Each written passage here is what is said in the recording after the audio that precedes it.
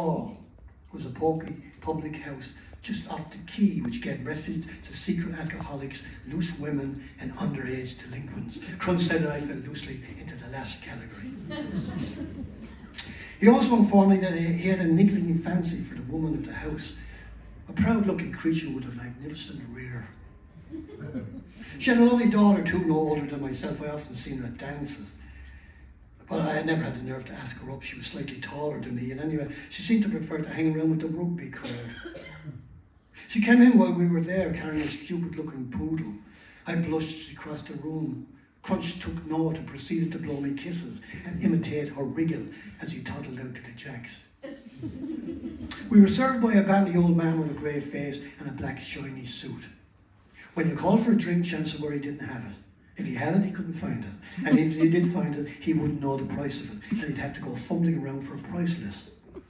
Crunch called him Jesse, and sometimes Mr. James, and the poor devil was terrified of him. "Mr. James, some more tequila for my friend here," he'd say. And the old man would struggle towards us, holding on to the counter for support. "What's that?" he'd say. The same again, is it?" And off he'd go, snooping among the bottles and trembling like a leaf as he poured. "I'd buy him a drink," Crunch whispered at one point, "and I doubt he'd be able for the excitement." But look, when Crunch was like this, he was great company. I used to love to sit and listen to his yarns about dogs and birds and drinking sprees and harmless pranks that went awry. Nautical tale too of his early days at sea. Dangerous stories of blades flashing on the waterfront as two men fought to the death, or near death anyway, down some salty avenue in Amsterdam or somewhere. And beautiful women lapping at his feet in the sunlit shores of Mombasa. In his stories, Crunch dealt with pimps, whores and buddy boys with the strength of a Cagney or a Gable. All his fables had a frail cabin boy in there somewhere, tagging along blue-eyed behind him. A product I haven't seen too many John Wayne films, I suspect. If and when they reached the tavern, Crunch would usually relieve the youngster of whatever loot he had in his possession and send him back skulking to the ship. When Crunch was in his cups, he liked to twitter. Morbid dirges of mothers' funerals, that kind of thing.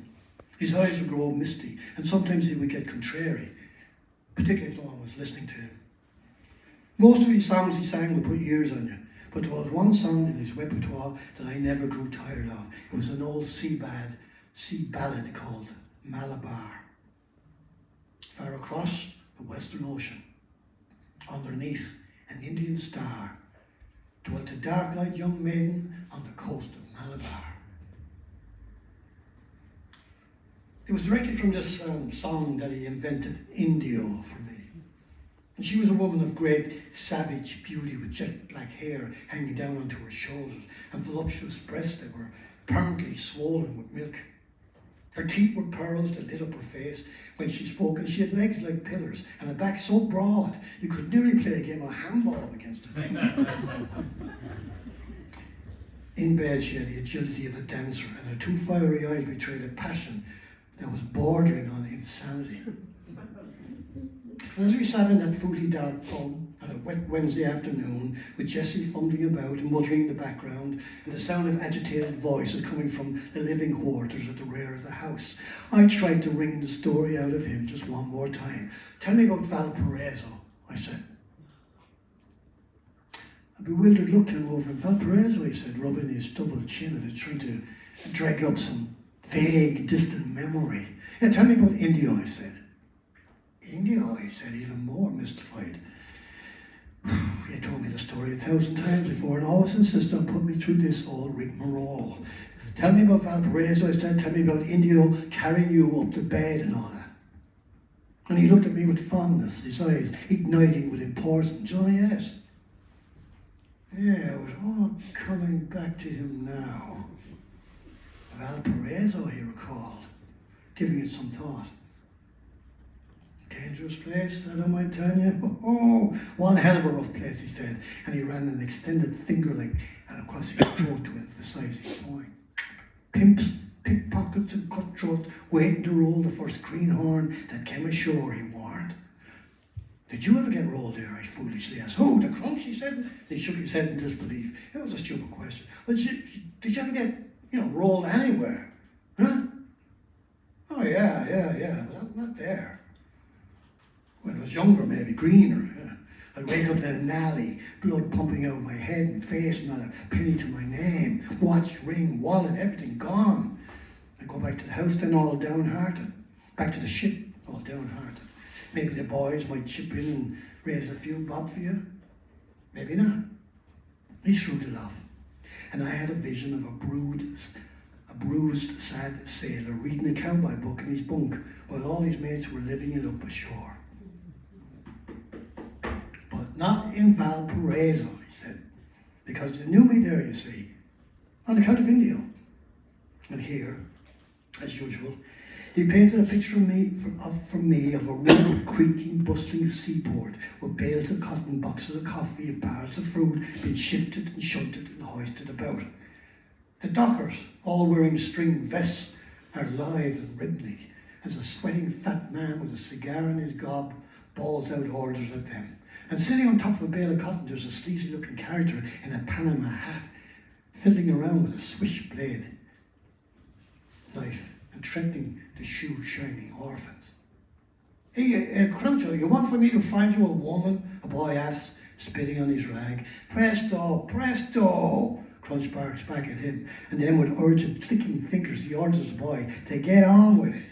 Meanwhile, handsome Santino calls from the whore of a nearby ship, Cruncho, Indio waits for you, no? And Crunch tosses the boy a coin and swaggers bow-legged down the creaky gangplank. I can see our house now. A falling down wooden shack with a screen door and a few rickety steps leading up to the porch. The roof on the porch is riddled with holes, and the sun filters through, streaming down on a hammock that dangles there.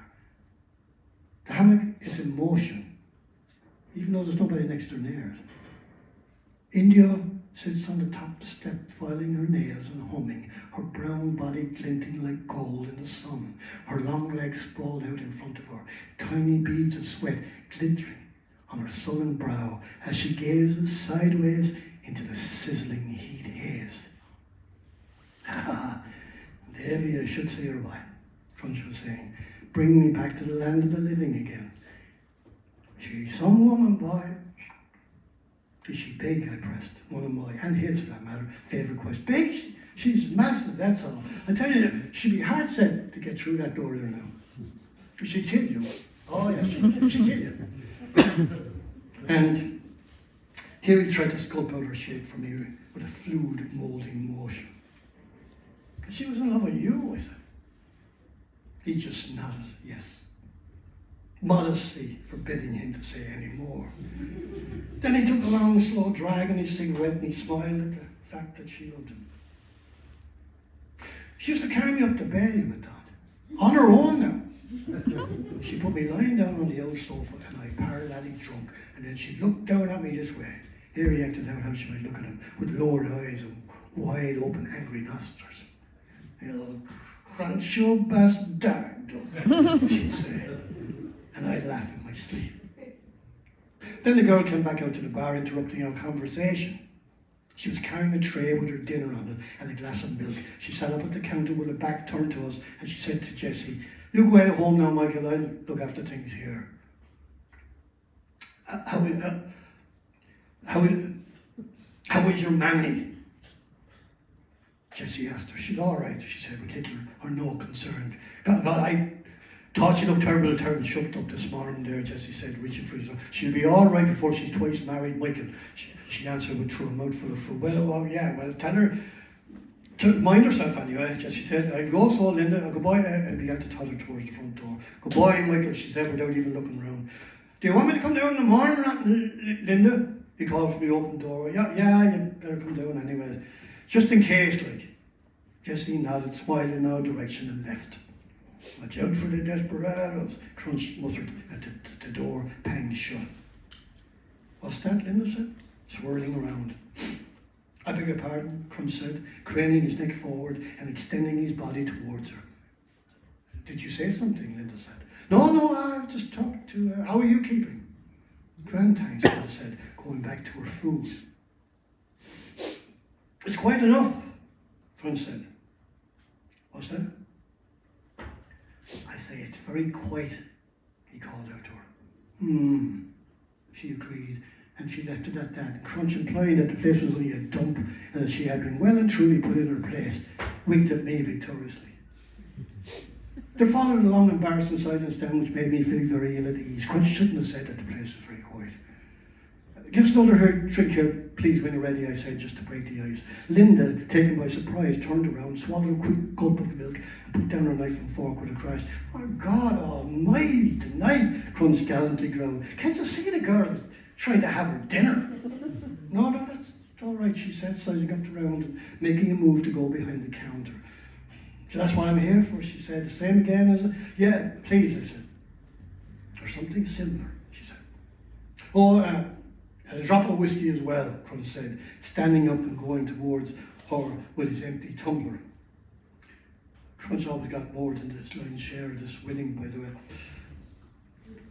Oh, have a drink yourself too, I called out to her, and Crunch's head looked around in amazement. Thanks very much, she said without any hesitation. I'll just have a gin and tonic, thanks. Crunch cast me a sidelong, disapproving glance and slowly shook his head, sort of a wordless plea for patience. There was no tonic in the bar, and she had to go into the back of the house to fetch some. Crunch pinched a few of her chips while she was gone and walked across to sit down here. I said to him, put that on the counter there for her, and I handed him a £1 note. He took it from me and he left it on the counter, nicking another chip and remarking to no one in particular, this is their grand. Linda had left the door to the living quarters ajar, and we could hear herself and her mother bickering about something or other in there. Linda called her mother a silly cow, and her mother said that she was not only a little bitch going around. And Linda came storming out with a furious face on her, slamming the door behind her. That's a right little antichrist, I'd say, she said. As she stood calculating by the till. She seemed to suspect that one of us had been at her chips. I tried to look and act nonchalant, but I could feel my face going red as she cleared across us. How much have we left? Crunch wanted to know, immune to her suspicion. I don't know, I said. I'll check how much we have there. No, we'll check afterwards. I don't want to make a holy show of myself counting out money in front of her. The poodle waddled out then and started sniffing round at our table, brushing against our feet and cocking her leg and that. Up close it was a fairly mangy-looking brute with matted hair and bald patches all over it. Crunch said that it resembled Linda's runaway dad, who he said was not only a balding little nittle too. Get out, big fuck! Crunch thundered as the dog growled at him, and he hit it a side swipe with his foot. Jeez, I hate them yokes, he confessed. Soon after that, we decided to call it a day. I had to go back to work that night, and I wanted to go up home and have my tea first. I smiled at Linda as we left, hoping that maybe the next time we met, at a dance or somewhere, she might remember me and not just look through me like she usually did.